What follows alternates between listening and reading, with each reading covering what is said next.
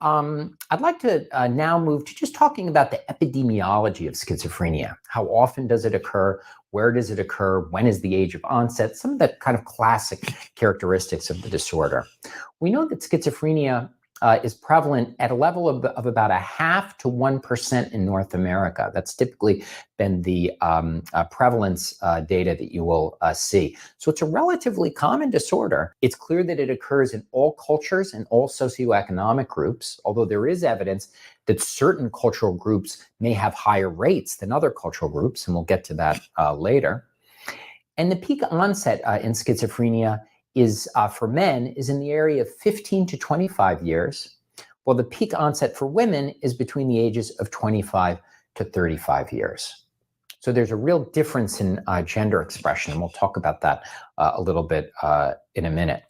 It's currently thought that the prevalence among men is higher than women, somewhat higher than women, and certainly people like myself who've done studies with people with schizophrenia find that they generally recruit people with schizophrenia in a 2-to-1 ratio to their studies in men versus women. Other things that are important to realize about schizophrenia is it's a extremely debilitating disease and creates great stress for the person who suffers from it. In fact, there's evidence that 50% of people with the disorder attempt suicide at one point in their life, and 10% actually succeed. So these are very high rates of suicide, giving a sense of how stressful and overwhelming these psychotic experiences are for the people who suffer them. The direct costs of schizophrenia are about 0.4% of the gross national product in the US, and the indirect costs would be not only the costs included in direct costs, which are things like direct medical care. Indirect costs might include the years of lost employment with the disorder, for example.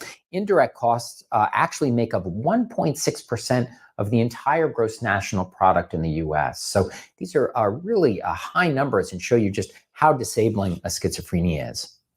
The World Health Organization now places schizophrenia within the top 10 forms of disability around the world. So it shows you how disabling the disorder is and how important it is for us to learn more about the disorder and develop new treatments. In thinking about the disorder, one thing that's very important to realize is that there are gender differences. And as I mentioned already, the peak age of onset of women tends to be about 10 years later than it is for men. We know that women are more likely to have a relative with the disorder. They're more likely to experience positive symptoms, which I'll define in a minute. And they tend to have a better treatment response than men. Their outcome tends to be better. Men tend to have what are called negative symptoms. They have an earlier onset of the disorder, and they tend to have a worse long-term outcome. So what about the etiology or cause of schizophrenia, right? What causes the disorder? Well, one of the most important findings in the field of schizophrenia that has lent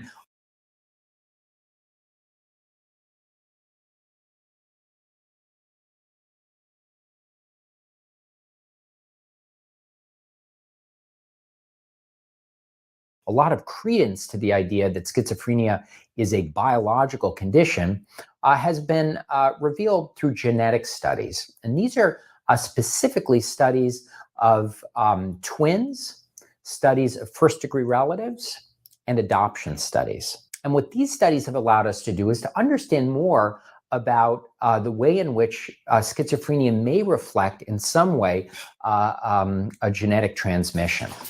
So if we look at sort of rates of schizophrenia, as we said in the general population, the chances of developing schizophrenia are about 0.5 to 1%. However, if we have a relative, first-degree relative with schizophrenia, a mother or father with schizophrenia, a brother or sister with schizophrenia, our rates jump to a 10% probability of developing the disorder. It's still very likely that you won't develop the disorder if you have a relative, an immediate first-degree relative, but your rates are vastly increased, suggesting that there may be some role of genes in the emergence of the disorder. We also know from studies of identical twins, right? These are twins who actually share the same genetic material, that the rates of concordance, and when I say concordance, I mean the probability that if one member of the identical twins has the disorder, the other one will develop it, is as high as 50% in some studies, suggesting a very strong relationship between having same genetic makeup and the emergence of the disorder. At the same time, it's important to realize that people with identical genetic material, 50% of the time, one person gets the disorder, one of the twins gets the disorder, and the other twin does not. So that also suggests that there must be additional factors in the environment. And this has led people to what's been called the diathesis stress model of schizophrenia.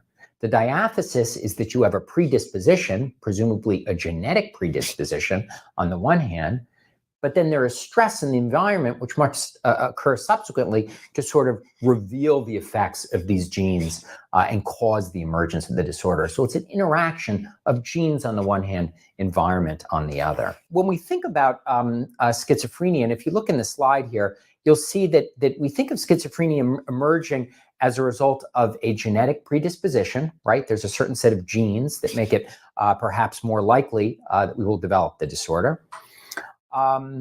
There are other stresses, environmental stresses, and some of these environmental stresses are thought to involve actual prenatal stress. So stress around the time of birth, or before birth. So probably one of the best examples of this was a study that was conducted of children born to mothers who suffered through the hunger winter in Holland in the early 1940s. In the early 1940s, during the Second World War, the Nazis blockaded Holland from acquiring any kind of food. They used their navy to keep any food from coming into the country. And this was a punishment that the Nazis were doing to Holland for resisting the Nazi occupation.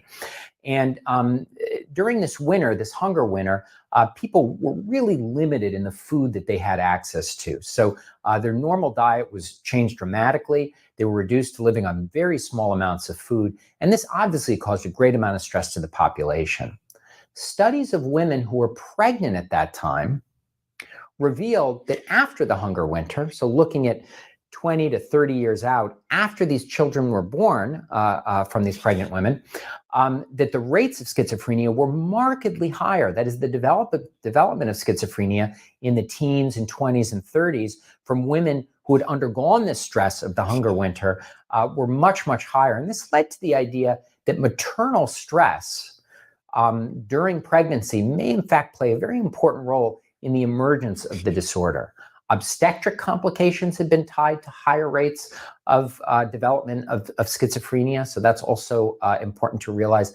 And maternal viral infection during different trimesters of pregnancy have also been shown to lead to higher rates of schizophrenia subsequently in the children who are born. We know that schizophrenia is characterized by cognitive impairments, by social impairments. And we know that it has a very episodic course, so that it waxes and wanes. The symptoms get worse and then they get better.